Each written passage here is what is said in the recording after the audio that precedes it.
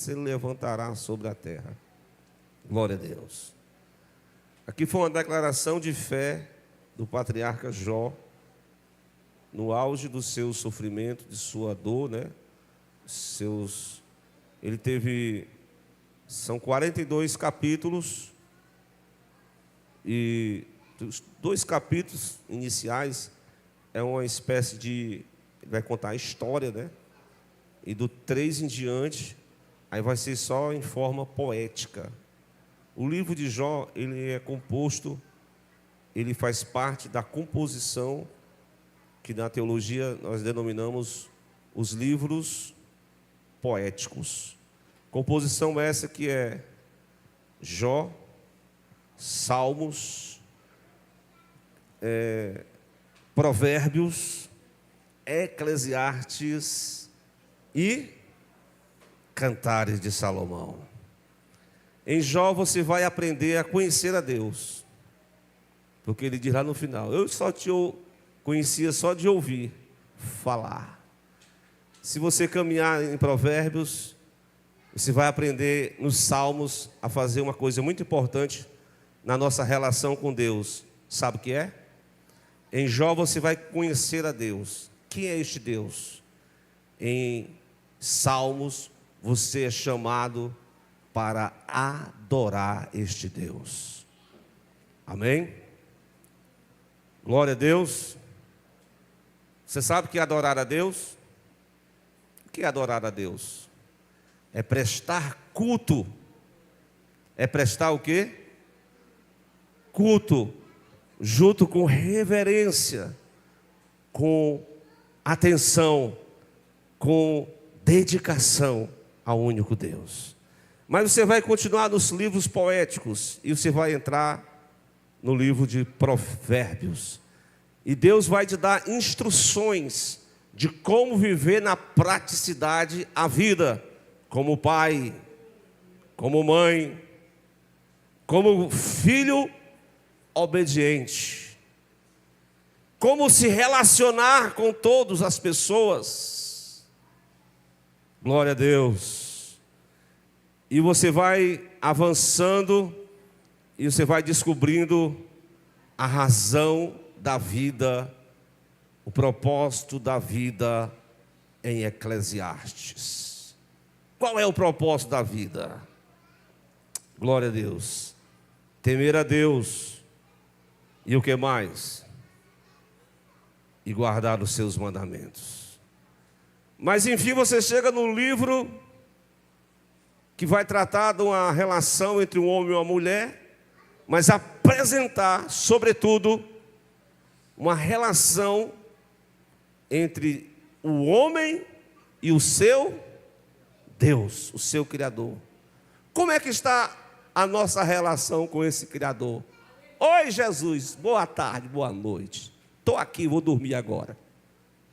Ou a gente tem só feito essa relação assim de como se Jesus fosse um garçom, como um remédio de dor de cabeça, que a gente precisa de alguma coisa e fala com ele. Mas Deus, Ele quer nos chamar para uma vida de intimidade com Ele. Se nós estamos só no raso, há um chamado profundo para a igreja, para sair do raso dessa religiosidade, ou então do raso apenas de cumprir tabela.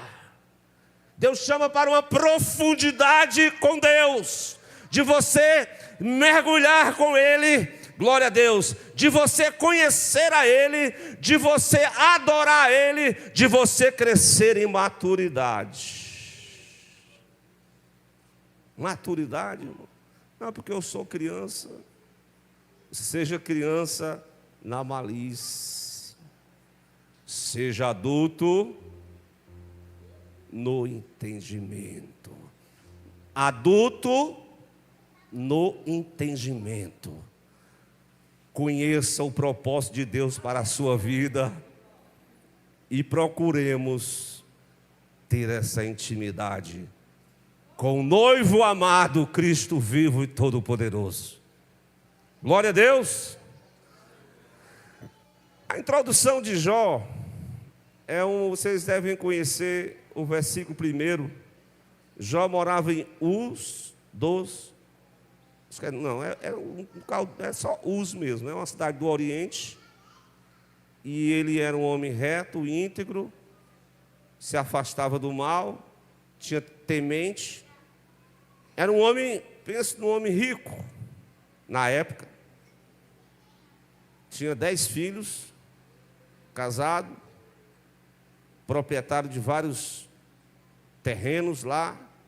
E de repente, a vida deste homem foi virando assim, de forma que ele perdeu o quê?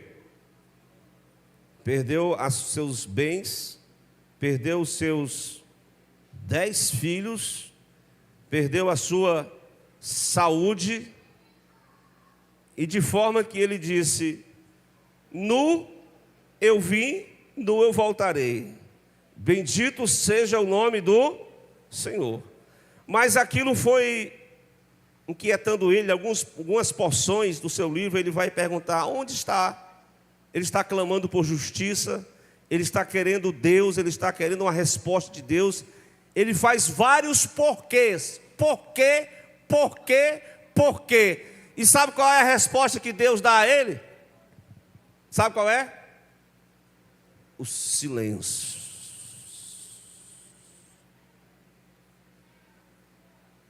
O silêncio. Quando Deus começa a responder a ele, Deus faz várias perguntas que dizem: onde você estava quando eu lançava os fundamentos da terra? Eu vou falar como Deus e tu me responde como homem. O homem ficou bem mansinho. A sua justiça própria caiu por terra. E ele disse: eu me abomino no pó e na cinza. Mas nesse momento ele vai descrevendo a sua fé, mesmo com as perdas, a sua fé, mesmo com o sofrimento, a sua fé, mesmo com o luto dos seus filhos, a sua fé, mesmo como da riqueza para a pobreza, da saúde para a doença, de uma vida normal entre o homem e a mulher para viver separado, e de amigos que o rodeavam, agora o desprezam. Imagine, até os rapazes, que prestavam até uma certa... Bom dia, patriarca Jó, dava uma continência. Sabe o que os rapazes fizeram depois que ele adoeceu? Vejam o 19, versículo 18. Até os rapazes me desprezam, e se levantando-me eu, falam contra mim. Olha a situação que ele se encontrou. Comunhão com a mulher, né? Eu me lembrei agora de um assunto aqui, viu? Diz no 17, que o pessoal chama mau odor, porque a doença, né, a pele, ele estava com mau odor nos seus, mau cheiro mesmo, né? E de forma que o meu bafo me fez estranho à minha mulher, e a minha súplica aos filhos do meu corpo. Então ele estava numa situação assim, fora do convívio da sociedade. Mas em meio a tanta dor e sofrimento, é um livro que traz a esperança do Redentor. E agora ele chega no versículo 25, glória a Deus, e você vai ler comigo o que eu li. Porque eu sei. Você sabe quem é o seu Deus? É a primeira pergunta que ele discorre, né? Porque nós precisamos ter convicção pessoal acerca do Deus, mesmo em meio aos sofrimentos. Quando tudo vai bem, eu sei que até na prosperidade, em toda situação é difícil, né? Porque na prosperidade a pessoa faz o quê? Eu não quero mais saber, não, eu vou curtir aqui. Mas na dificuldade, tem até um texto que lá em Eclesiastes que diz: não me des nem a riqueza nem a pobreza, Na riqueza, para que eu não venha me esquecer de Deus. E na pobreza, para que eu venha blasfemar de Deus, venha querer roubar o que não é meu, né? Ou então, ser uma pessoa mal agradecida. Então, o sábio Salomão pediu isso, a porção necessária para viver. Glória a Deus. Então, o Jó apresenta essa característica do adorador, do homem que teme a Deus, do servo de Deus, que é exatamente, sabe o quê? Ter convicção pessoal acerca do seu Deus. Quem é este Deus que você serve? Glória a Deus. Ah, meu irmão, se eu lhe responder, eu vou ter que abrir aqui um catálogo para dizer quem é este Deus, né? Para Abraão, ele disse o quê? Ele disse para Abraão o quê? Eu sou o Deus da providência. Para Gideão, lá no trigo, malhando o trigo no lagar, ele diz o quê? Eu sou o Deus de paz. Louvado seja Deus. Para o grande general de exército chamado Josué, ele diz: o príncipe do exército do Senhor está com a espada desembainhada para dar instrução para o general, para vencer aquelas cidades, aqueles muros de Jericó. Então ele se apresenta conforme a necessidade. Quando os discípulos, a multidão estava perguntando, dizendo assim: os nossos pais comeram lá no deserto o quê? E se manteram 40 anos. Comeram maná. Mas diz, o maná não é o pão que desceu do céu. Ele diz: eu sou o pão vivo que desceu do céu. Aquele que se alimenta deste pão vai ter vida. Aquele que come deste pão vai ter vida, vida com Deus. Glória a Deus. O João evangelista representa ele, expõe ele como sendo o caminho, a verdade e a vida. Louvado seja Deus. Para Lázaro, que estava morto, ele respondeu para Marta: eu sou a ressurreição e a vida. Louvado seja Deus. Eu sou o bom pastor. Porque o bom pastor fez o quê? Deu a vida pelas ovelhas. Morreu na cruz. Mas Jó apresenta o Deus que ele acredita que está sobre tudo e sobre todos, até mesmo em meio ao sofrimento que ele carrega no coração dele, com a alma chagada, entristecida, com o corpo apodrecido, com o mau hálito na boca, com a consciência de que existe um Deus, que ele está sobre todas as coisas, que ele tem um controle de tudo e de todos. E agora ele disse: eu sei. Eu apresento um Deus que é o nosso remidor. Eu sei que o meu Redentor vive. Pronto. Quando a gente fala sobre remidor no Velho Testamento, remissão, o termo é goel, o termo hebraico, que se você for lá para Ruth, né, o irmão até pregou sobre Ruth na semana passada, o parente remidor, ele comprava as terras. Então a pessoa estava na pindaíba, né, na situação de pobreza, perdeu tudo. O remidor, o parente remidor, comprava as terras, comprava lá tudo e aí dava, tinha que casar no caso com a viúva, e ele estava ali com toda a restauração, a remissão de terras que foram perdidas. Mas aqui nós estamos observando que Jó acreditava na intervenção desse remidor. Esse remidor, ele poderia muito bem restaurar a sua situação que ele estava vivendo, sim ou não? Glória a Deus. Podia, como de fato ele o fez. Se você ler o prolongo, né, o final do livro, todo mundo chegou com um pedacinho de ouro, com um pedacinho de metal. Daqui a pouco Deus fez o que com Jó?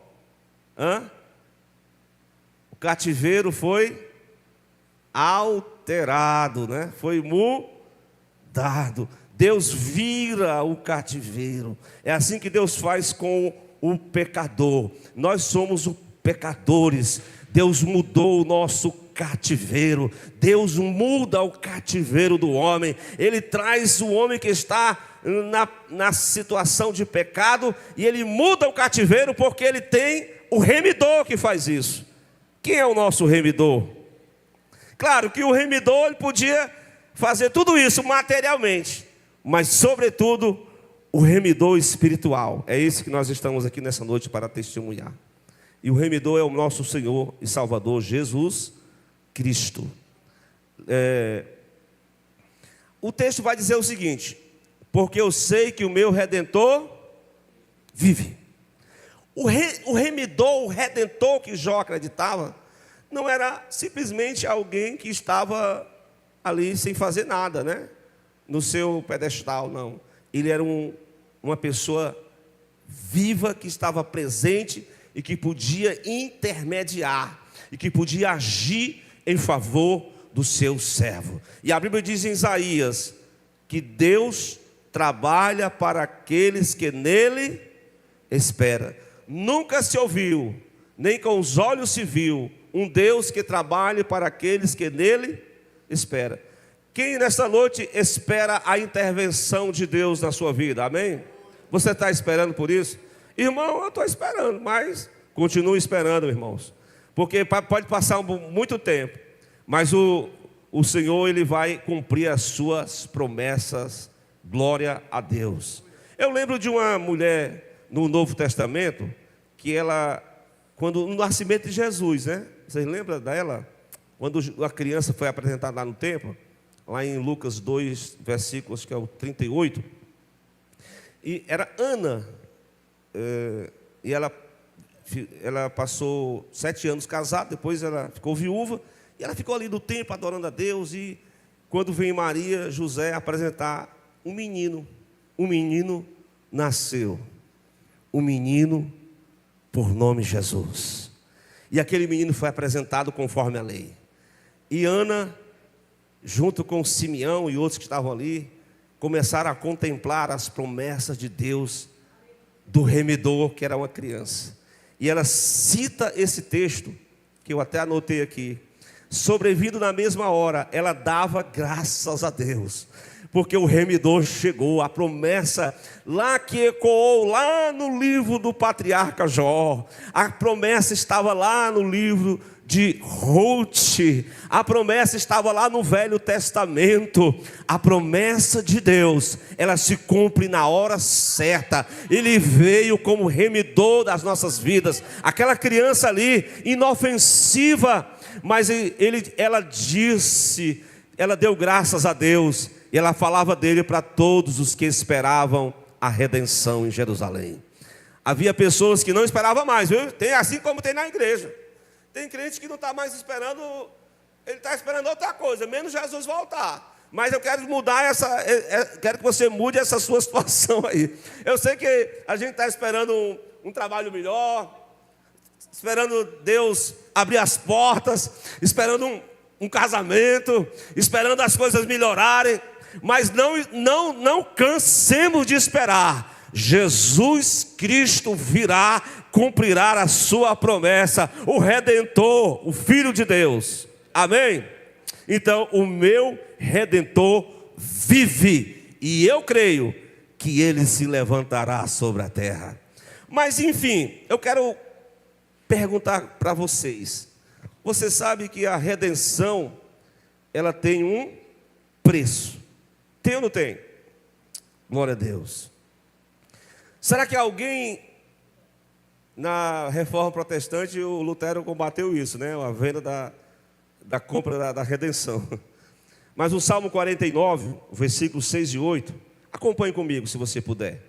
Se o irmão colocar aí, nós observaremos que o salmista, ele vai dizer que as pessoas, né, no aspecto da remissão física, material, eles tinham bens, tinham propriedades, mas o texto vai dizer que aqueles que confiam na sua fazenda e se gloriam na multidão das suas riquezas. Está falando de um materialismo, de pessoas que têm posses, né? O salmista continua aí no versículo seguinte: nenhum deles de modo algum pode remir ao seu. Ele pode remir materialmente, pode ajudar financeiramente, pode levantar a pessoa de uma situação de revés, porém, ou dar a Deus o resgate dele, porque ele vai dizer o preço da redenção no âmbito espiritual. Aí no versículo 8 ele vai dizer que a redenção de uma alma é o quê? Caríssima. Essa expressão aí para mostrar o preço que, se alguém nessa noite rende graças ao Deus Todo-Poderoso que está aqui porque Ele pagou o preço da redenção, né, irmãos? Então é por isso que nós estamos aqui para participar da ceia, porque exatamente para celebrar a redenção em Cristo. Então, Ele pagou um alto preço, e não é uma redenção temporária. Observaremos isso. Não é algo só para esta vida, é para todo sempre. Vem comigo para Hebreus capítulo 9, um versículo que eu achei interessante, que é o capítulo 9, versículo 20, de número 20, não, 9, versículo 12, melhor dizendo. Quando o sumo sacerdote, ele adentrava ali, né, para oferecer no dia do perdão uma forma de sacrifício em prol das pessoas, aí o escritor diz que nem por sangue de bodes, nem por sangue de bezerros, mas através do seu próprio sangue, o Redentor, o remedor, ele entrou uma vez só, no santuário celestial. Ele efetuou nada menos do que uma eterna redenção. Só para a gente gravar na nossa mente, a redenção não é algo passageiro, é eterno, é com Deus, é na eternidade. É uma garantia de que nós fomos selados por Deus para o dia da redenção. Nós fomos salvos em Cristo, nós somos redimidos em Jesus Cristo. Mas, meus irmãos, em que consiste? Qual era a condição minha e sua como pecadores que sem Cristo? Romanos diz que todos pecaram e estão destituídos o quê? Da glória de Deus. Mas no versículo 3, no versículo 24 do capítulo 3 de Romanos, diz que nós somos justificados gratuitamente pela fé, pela redenção que há na pessoa de Jesus Cristo. Então, observamos que o Senhor, Ele tem esse propósito de redimir o pecador, né? É uma pena que muitos não dão valor à redenção. As pessoas querem ganhar porção material, quinhão, herança terrena. As pessoas querem ganhar algo passageiro, mas a redenção que Cristo conquistou na cruz do Calvário é uma redenção eterna. É uma redenção que homem nenhum poderia comprar. Glória a Deus. Até porque o Pedro vai dizer que a redenção, ela ocorre, não somente, ela ocorre o perdão dos pecados. É um texto que a mocidade tem estudado muito, viu? Não sei se vocês estão ligados. Efésios 1 e 7. Vocês estão estudando Efésios 1 e 7. Diz o quê? É nele que nós temos a redenção, a saber, pelo seu sangue, a remissão das ofensas, segundo as riquezas da sua graça. Então, o irmão não pode ficar se acostumando, né? O irmão peca, opa, a redenção está pago tudo, agora eu vou pecar bem à vontade, para ficar sempre, já está pago tudo, né? Não é assim que as coisas funcionam não, irmão. Ei, irmão, não é desse jeito não. Eu sei que Deus sabe as nossas limitações, sabe os nossos fraquezas. Por isso que eu falei, nós precisamos sair nós precisamos seguir, prosseguir em frente. Precisamos adorar a Deus. A igreja é chamada para um momento de adoração, um momento de convivência com o Espírito Santo de Deus. A igreja é chamada para a comunhão da do pão, a comunhão da palavra. A igreja é chamada para estarmos, glória a Deus, a serviço do reino de Deus. A igreja é chamada para participar. A redenção, ela nos associou em um corpo. Nós somos agora a família de Deus, unido no sangue de Cristo, glória a Deus. Mesmo que alguém aqui cometa uma falha, a não ser que seja algo escandaloso, né? Aí você tem que passar por um procedimento. Não ter vergonha não. Mas se for algo que o Senhor está aqui para perdoar os seus pecados. O Senhor está aqui para redimir a sua culpa do pecado. Colossenses 1:14. É nele que nós temos a redenção, a remissão dos pecados. Louvado seja Deus. 1 de Pedro 1:18. Sabendo que não foi com coisas corruptíveis, como prata ou ouro, que nós fomos resgatados. De quê? Da vossa vã maneira de viver. Note que o ser humano, quando ele não segue Jesus, ele tem um estilo de vida dele, da forma que ele acha que é certo. Mas nós fomos resgatados dessa vã maneira de viver. Repare bem, por tradição nós recebemos de quem? O ensino errado, ele vai sendo repassado, né? O pai ensina errado, o filho aprende errado e passa para o outro. Não, mas eu nasci assim, eu aprendi assim. Mas o Senhor nos dá uma lição. 1 de Pedro 1:18. Não foi com coisas corruptíveis, com prata ou ouro que nós fomos resgatados dessa vã maneira de viver, que por tradição recebemos nossos pais, mas com o sangue de Jesus Cristo, que nos purifica de todo o pecado, glória a Deus, que nos lava, é um cordeiro imaculado, incontaminado. Ele morreu na cruz do Calvário para cumprir a obra da redenção. Por isso que nessa noite nós podemos dizer assim: o meu Redentor se levantou lá na cruz, Ele morreu pelos meus pecados lá na cruz, porque agora em Cristo Jesus nós somos redimidos. A promessa foi lançada lá com Jó. O Jó não estava vendo nada. Eu conheço Deus só de ouvir. Mas eis que Deus se manifestou para ele. Fez cada pergunta que nenhum de nós responderia. Nem o Jó respondeu. Mas o Jó se arrependeu. Eu me abomino no pó e na cinza. Eu sei que o meu Redentor vive. Eu sei que Ele se levantará sobre a terra. Ele vai agir em meu favor. Ele vai ser comigo. Ele vai me remir. Ele vai me restaurar. Mesmo que, ele vai dizer no versículo seguinte, ele vai proclamar a ressurreição. A ressurreição. Glória a Deus. Então, meus amados irmãos, essa noite nós vamos participar desse momento maravilhoso do pão, do vinho, que vai exatamente dizer isso. Lembra que Jesus, os discípulos estavam se perguntando assim, querendo, geralmente é assim, né? A gente quer o quê? O cargo ou a carga? A gente quer lá o quê? O cargo ou a carga? Eu quero é o cargo, rapaz. Aí foi o que Jesus disse: o Filho do Homem, Ele não veio para ser servido. O Filho do Homem, Ele veio para servir e dar a sua vida em resgate de muitos.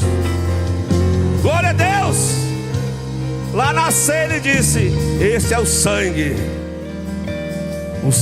da nova aliança. O sangue que será derramado para quê, irmão? Para a remissão de muitos. Está aí. Estamos nessa noite para, depois de tanta, a revelação ela vai sendo expandida, né? A revelação de Deus ela é progressiva. Aqui o patriarca, ele via só por alto.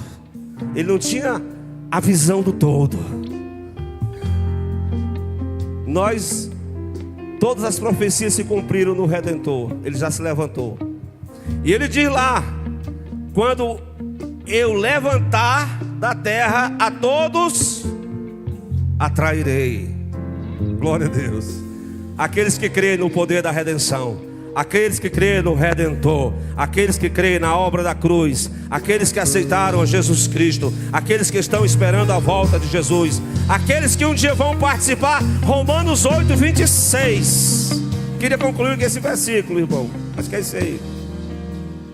Porque a redenção, irmão, é uma obra em progresso ainda. Irmão, tem algum irmão que pode, mesmo sendo redimido, ainda fazer alguma coisa errada? Tem. Mas o Senhor está aqui para endireitar os caminhos tortuosos. Mas quando é que vai consumar toda essa obra aí, hein? A obra foi começada por Jesus. Eu falei Romanos 8, 26, mas não é não, viu? Veja o 23, que eu vou relatar aqui, ler com vocês para a gente concluir. A igreja fica de pé, é isso mesmo, Romanos 8, 23. A igreja, vamos ficar de pé e vamos ler esse texto para a glória do Senhor, porque a redenção que o Senhor promoveu na cruz do Calvário, ela foi feita no passado, quando Ele morre na cruz. Ela está sendo efetivada no coração, na vida das pessoas que aceitaram a Jesus hoje. Mas a consumação da obra, a conclusão da redenção, Paulo diz em 8 de Romanos 23. O que, irmão? Vem comigo. Porque é não só ela. É assim que está escrito? Vamos lá?